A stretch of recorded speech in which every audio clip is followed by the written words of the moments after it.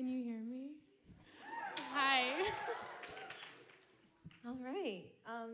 Good evening, everyone. How is everyone doing? All right. Can I say something real Of quick? course. Hi. I just want to say first and foremost, thank you to Brown for having me. It's quite an honor. And I also I see all of you, and I know you're here to hear me talk, but I just want to say, I know you guys work so incredibly hard and you have crazy schedules. So thank you for coming, and you guys are all just as much of an inspiration to me. So,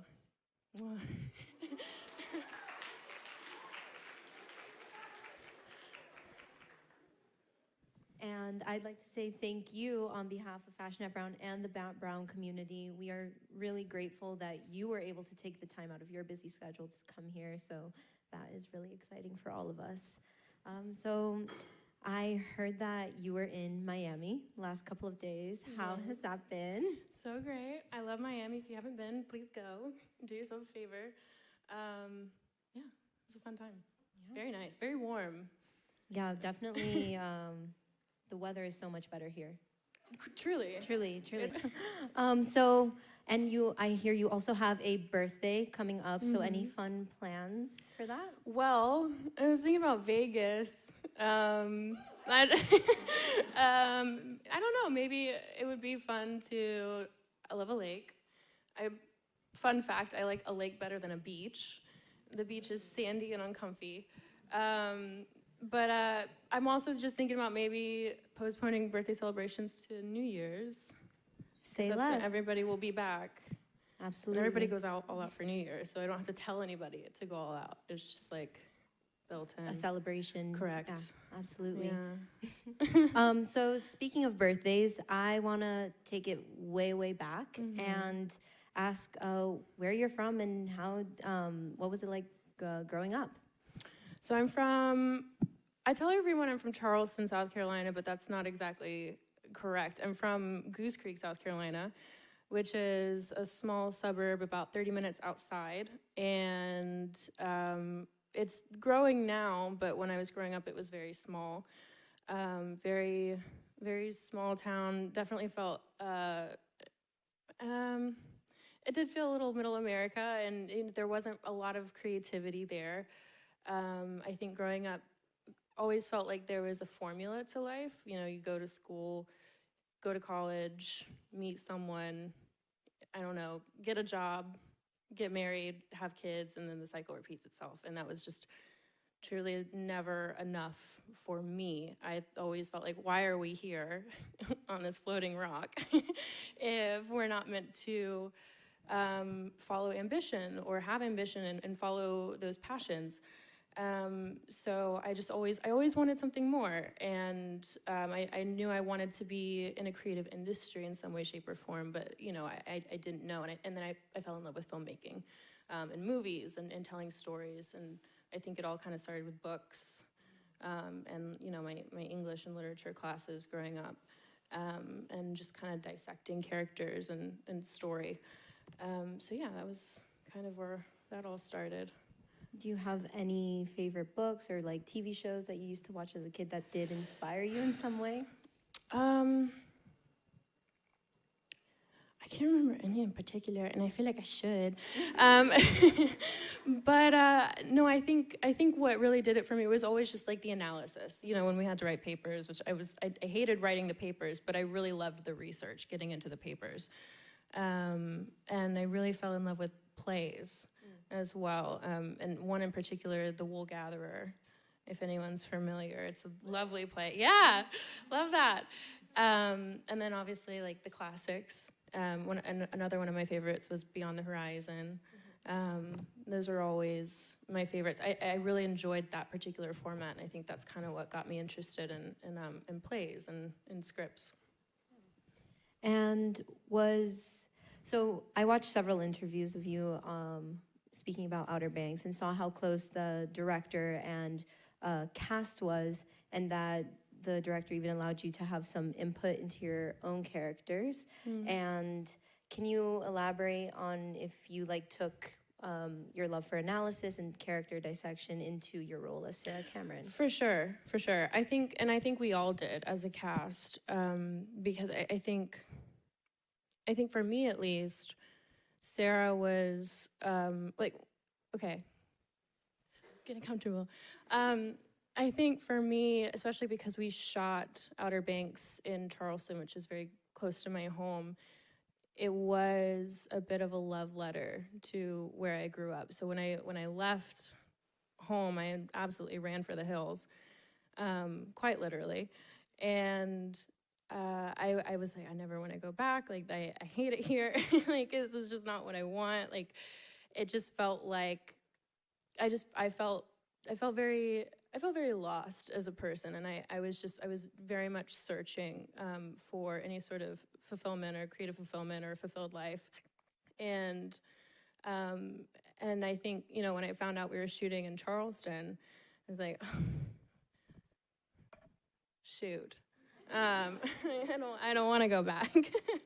And I think it was fun because there were a few, like, some of Sarah's character did feel like a bit of a parallel to some of, I felt like I could draw parallels between my experiences and infuse Sarah with them. So obviously, like, some of, not all, but some of the, you know, familial issues, like, you know, there was definitely tension sometimes between my parents and I, especially with my decision to move to LA or have a creative career. And they're still very supportive, and they've always been supportive, but it certainly did not align, I think, with what they envisioned I would do. And I think Sarah's want to belong in a world that she doesn't quite feel like she fits in, or maybe she wants more for herself. And I felt very deeply that. And there are quite a few scenes that were not improvised, but we definitely, you know, took some liberties with the words and made them as personal as we possibly could. I think in particular the one in the bell tower with John B., where Sarah is speaking to him about you know, her fear that no one's gonna like her for who she really is. Or people are gonna see her for her insecurities, and they won't like it. And I felt that very deeply. And I think still do. I think it's pretty relatable. But I think it was a bit of a love letter to, and it was very cathartic to my experience growing up, wanting something that was a little bit different than what was being offered. And speaking of you leaving your hometown literally for the hills, how was that experience like? And also, when you were there, I think a lot of us can relate to this. Did you feel any sort of imposter syndrome? I like definitely feeling where like, and even if you still do, like, so can you speak to that? Yeah, I mean, okay, listen, I don't think imposter syndrome ever goes away. I don't think doubt or insecurities ever go away. I feel it right now. But I think the biggest lesson I learned, and I've been learning, I mean, it's kind of an applied thing, it's a daily thing, but especially this summer when we were shooting Knives Out, I was removed from all of my friends, like my comfort zone, my home, and I was in a completely different time zone. So there was, you know, there were parts of the day that I truly felt very alone, and sometimes way too alone with my insecurities and my self-doubts. But I think the biggest lesson I learned from that, because I had to do a deep dive, and I had to get myself together. I needed to gather myself before I showed up on that set.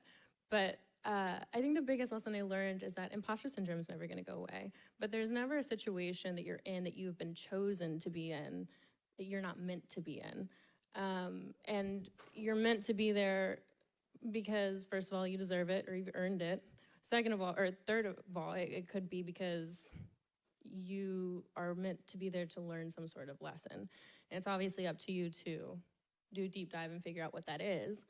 But it's, imposter syndrome is kind of fake because wherever you are, you're supposed to be there, and figure that out. No, I definitely agree. And when you have to do those deep dives, how do you do a vibe check? on yourself? Because I think like how do you get to the like how like how do you get to the point where you're like, okay, I actually like need a deep dive? Because I think we all kind of get there. Right? So for me, I think it's when my anxiety starts to like cause me to spiral, and I'm in a bad mood, and I'm projecting, which is never good for anybody involved, particularly yourself. And I'm putting all of my energy into like a self-sabotage type of situation. And so I think when I finally like am able to snap myself out of it and realize what I'm doing, that's when I have to sit down with myself. And I don't know, some people meditate. I've tried, I'm not very good at it. Some people do yoga, I've done that sometimes. But I think for me, I just have to sit down and have a real talk with myself, maybe listen to some music and realize that I'm putting all of my energy towards the wrong thing. And channeling that nervous energy into adrenaline that can help you towards whatever you're doing, like channeling it to make it productive. And I think sometimes the best way to do that is just dive head first into, was that a burp? That's incredible. I think the best thing to do is just dive headfirst into it, and so that you don't have time to overthink. Just let it happen, and let whatever circumstances, especially as creatives, let the circumstances affect you. And because there's honesty in that, like whatever you're experiencing is probably more true to what you're supposed to be feeling than you're gonna give yourself credit for. And let that be your compass, to make an Outer Banks reference. Yes, thank you. And then, so moving on, your wardrobe from Outer Banks has absolutely blown up everywhere, and it's sold out in stores like Free People. How do you feel about young people emulating your character, and does your personal style, did that have any effect on like what Sarah wore? I didn't know that it had sold out until you wrote that, which is very exciting. But it's very exciting. It's very, very exciting. I wouldn't say that my personal style parallels Sarah's at all. I think, it is, I think with characters, there's different levels of, preparing and obviously allowing that work to show up for you on the day. But I think the fitting is one of the most important ones, in my opinion, because it's, it's personal style, it's personal expression. It's the armor, if you will, that you are expressing and putting out towards the world. Like, this is who I am. This is like, for some people, like, wear whatever you want. But it's definitely a very strong sense of expression. Sarah's got a very cute wardrobe. I'm not personally a fan of jean skirts. But we also have to work pretty diligently with our stunt coordinator as well, because the show is very physical. And so Sarah likes sandals, and sandals are not conducive to sprinting. There's a few edits that we have to make. But yeah, it's cool. It's just a fun, I don't know, it's like slipping into that second skin. Yeah. And then you talked about working with stunt doubles. How has that been? Is that fun? My stunt double's the best. She's the best. Her name is Erin, and we've spent a lot of late nights together, and she's absolutely incredible. And a lot of times, she works, all of our stunt doubles do, but they all work incredibly close with us, because a lot of times we are also put into like stunt situations, obviously not the ones that we can't do, but we like to keep the show as real as possible. And I also enjoy it. I think it's a lot of fun. I think, again, like, there's a difference between, sprinting down a street, or your stunt double sprinting down a street and doing like a cowboy switch, and then you getting there and pretending to be out of breath, versus, you know, like feeling the adrenaline of sprinting and then like stopping and like just being absolutely winded and maybe a little terrified. I think when you're running that fast, it's natural for your brain to go like, what am I running from? So yeah, it's a very fun experience. It's a very physical show. It's very, very high energy, lots of adrenaline, and our stunt doubles are incredible. They're very helpful. Yeah. On a side note, what is like the one exercise that makes you like the most like that you hate life? Anything to do with arms. So like push-ups are awful. So if I have to be very upset and out of breath, I'll do push-ups. So in March, you launched your first collaboration with Set Active. How did that collaboration come to be? So I started talking with Lindsay and Sarah at Set shortly after the show came out, and then we just developed this really wonderful online relationship, this little pen pal situation. And I've always been a big fan of the brand, just for the way the clothes fit women and just like how incredible it's a mostly women-run business, and I love that. And they're just very mindful. And I expressed that to them, and then they came to me in the fall while we were shooting season 2, and they wanted to know if I wanted to do a collaboration, and of course the answer was yes. And it was one of those things where they met in Charleston. They came to Charleston, and we met, and they asked if it was one of those things where if I wanted them to pick out the colors and the designs, and then I would just sign off on it. And I can assure it did go well because I really love them, and I'm sure we all do here. So, fashion and designing clothing is probably very different from acting, I can imagine. Are there any like similarities or differences within the industries, and how did you navigate entering more of the creative clothing design scene? I think that was probably the only area. And also Aero. I did a swimsuit collaboration, and that was fun as well. They are very different, but you know, obviously in my off time, you know, I've had the opportunity to go to fashion weeks, and for the first time, which is very exciting, and I've been able to travel for the first time since, you know, the world's opening up again, and they're starting to hold more and more events in the fashion space. And I've always been really fascinated by fashion, and I've loved it, and always loved to play dress up. I think it's like slipping into another skin, into another character. And it's just been another way, in my eyes at least, to express myself. I wouldn't say I have a particular style for events, at least. I think it's one of those things where, you know, I work really closely with my stylist, and I love her, and we kind of have this like agreement, this unspoken agreement that we're like every single time we choose an outfit, it's kind of like another character we're playing. So we'll be getting ready, and we'll be creating these, you know, scenarios, like these characters, and we'll like be sipping on martinis and like talking in accents and voices, and it's just like it feels like another character I get to play, that like another skin, another like suit of armor, like another personality I get to show to the world that might not necessarily be me on my off days. Yeah. And did you have a special character in mind for today? This is Madelyn. She's a college dropout. And these were a gift. And loves the 90s. Loves some leather. I love it. Leather, sorry. What is your favorite part about your outfit today? I think this, obviously. The gift. The shoes. Well, they were a gift, but, there's some pasta sauce on them. Oh, no. I need to clean that. But these are my absolute favorite. I love the green. I think they're such a great staple piece.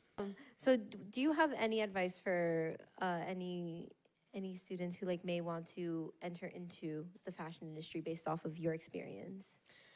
Well, I don't really know much about it. I enjoy being a part of it. But I would say, I think, okay, here we go. I might not make any sense, But I think the thing is I think risks are necessary, and it's not always about doing something that people are like all people are gonna love. I think if you're in the space, just I think with art in general, like if you're in a space where people either love or hate it, at least you've moved them to feel something. And follow those risks, take them if you believe in them, and don't worry about the rest. I have another word in mind, but I can't say it. And so you have done a lot, clearly since Outer Banks and since filming Knives Out. How have you made a space for yourself in this industry where you've really been able to be creative and make a role or project your own without simply carrying out someone else's demand or vision for that role or project? I think it's about collaboration. I think it's definitely about collaboration. And I mean, if you've been chosen for something, then you obviously have earned it.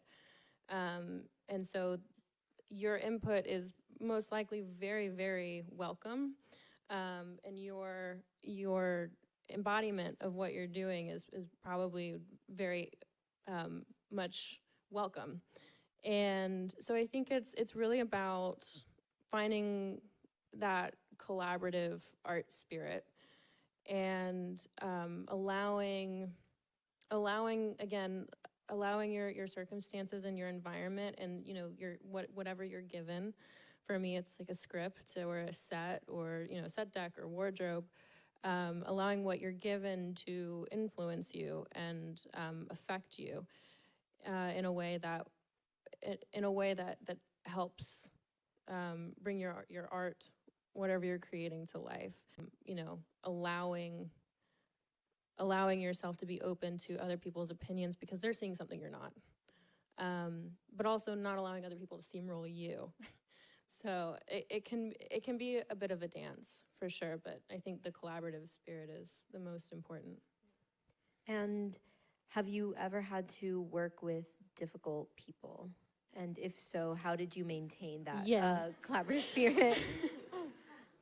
I mean, I think there's always going to be people you're not always going to get along with. Again, there's people who will try to steamroll you, people who won't agree with you. And that's okay.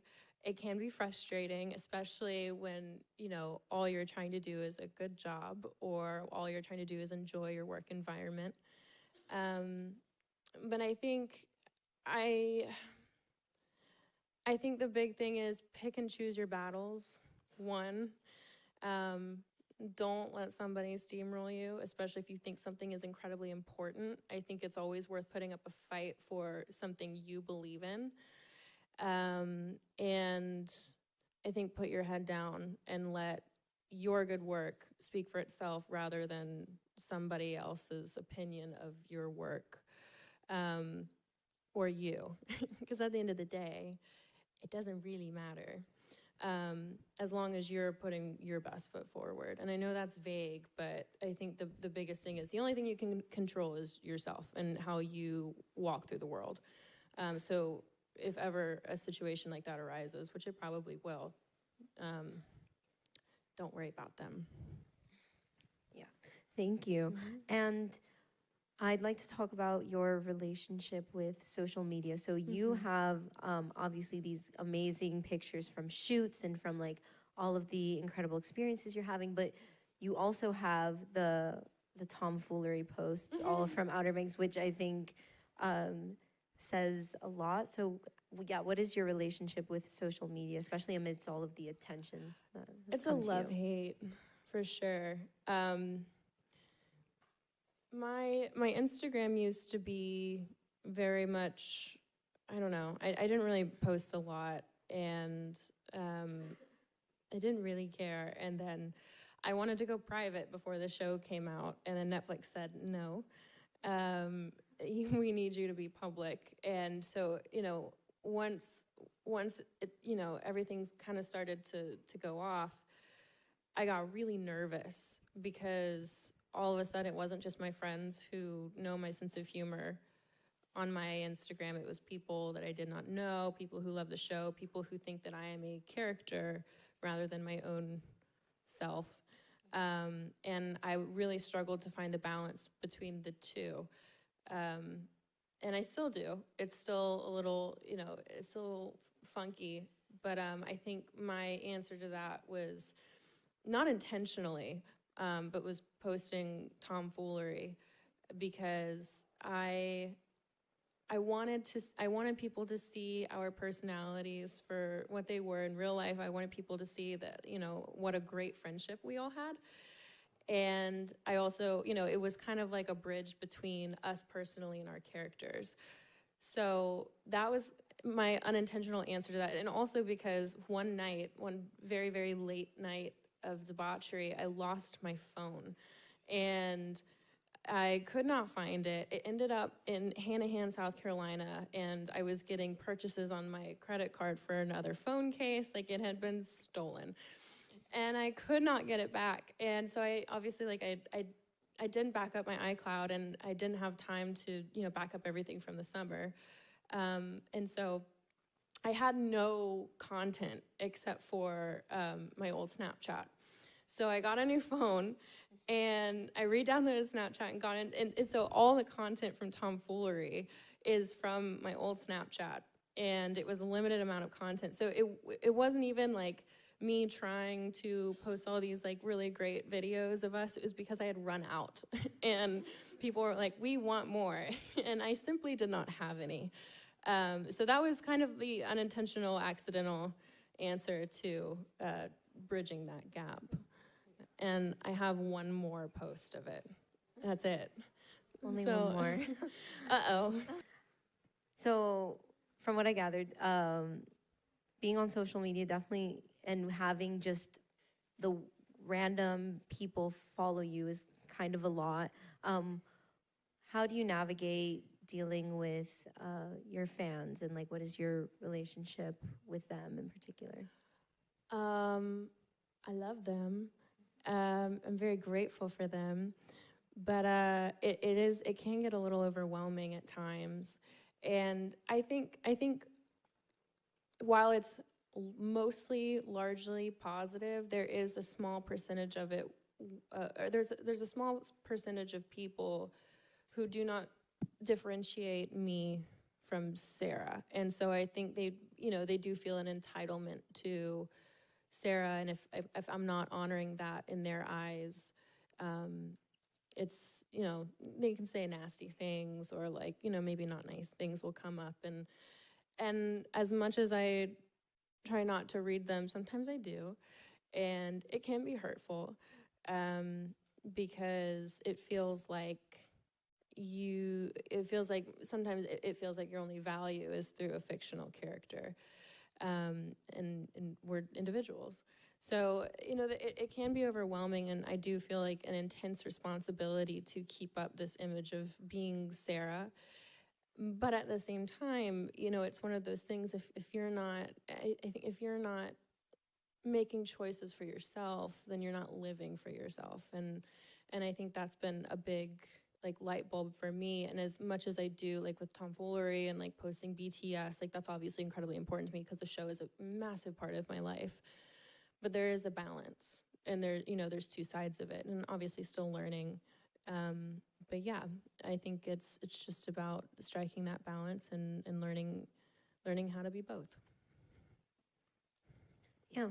Have you ever had to work under pressure? And I'm sure the answer is yes by the smile.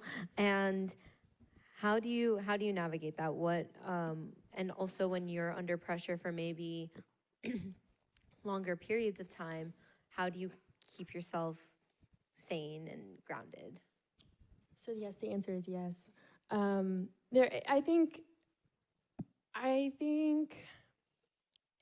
think being on set does just innately feel like a high pressure environment, especially, when season 1 did so well. We came back to season 2 with this intense want and need to make it just as good, if not better, which was a lot of pressure. There's, now all of a sudden, season 1, nobody cared. We were just running around Charleston and having a good time. And then season 2, it felt like there was this immense responsibility. And so I think, that in and of itself just adds so much pressure. It does sometimes feel like one big pressure cooker. And we do shoot so incredibly fast. So every scene feels like it's high pressure. Like we need to get it. We're running out of light. Especially, the show really does live in that golden light. And, sunsets and golden hour is called golden hour for a reason. It's only that way for a certain period of time. So we're always, always, always chasing light. And it's kind of like that on every set. If you're shooting during the day, there's never enough hours. And sometimes too with like emotional scenes, like sometimes you're just having an off day and you feel like I've done all my prep and I can't get myself there. Like what is wrong with me? Why can't I, like we're going in 5 minutes or I'm taking 5 because I'm trying to get there and I can't. And I think the best way to deal with it is like take a second, breathe, again, channel any sort of like nervous energy into adrenaline, or use it, like channel it to your benefit. And it's definitely a learned thing and it takes practice.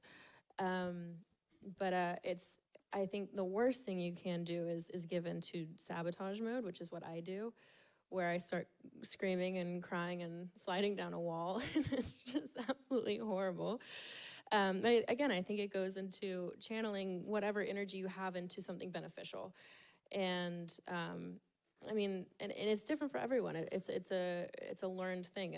Everybody has their own rituals that they have to go into, like Bailey, JD, Rudy, Chase, and I all have our different things, but we all have respect for it. And, it's just a very personal journey. Yeah. And what is one of the biggest and or riskiest decisions you've had to make in your career? Well, moving to LA was pretty risky.